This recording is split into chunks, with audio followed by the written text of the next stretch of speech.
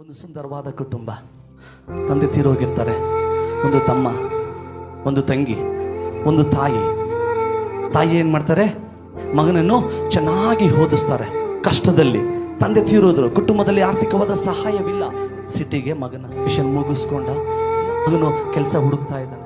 ತಾಯಿಗೆ ಒಂದು ಭಯ, ಅಯ್ಯೋ ಮಗಳು ಏನಾಗಿದ್ದಾಳೆ, ದೊಡ್ಡವಳಾಗಿದ್ದಾಳೆ.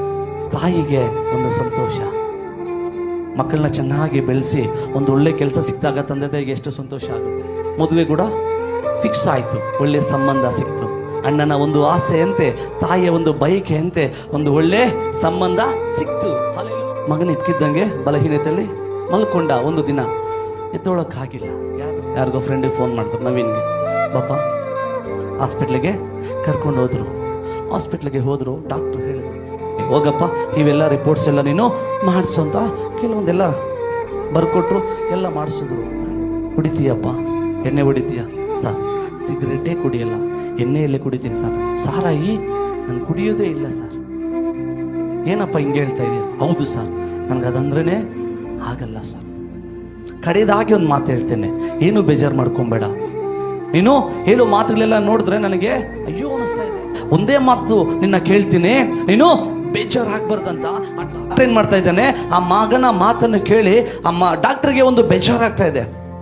ಯಾವ ರೀತಿ ಮಗನ ನಾನು ಕೇಳೋದು ಅಂತ. ಏನಿರ್ಬೋದು ಆ ಮಾತು?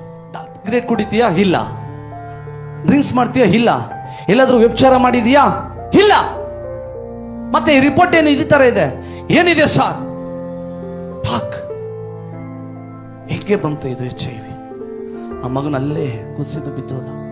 ಹೇಳ್ತಾ ಇದ್ದಾನೆ, ಇದು ನಿನ್ನ ಕೊನೆಯ ಹಂತ, ಲಾಸ್ಟ್ ಸ್ಟೇಜ್. ಅವೇನು ಮಾಡಕ್ಕಾಗಲ್ಲ.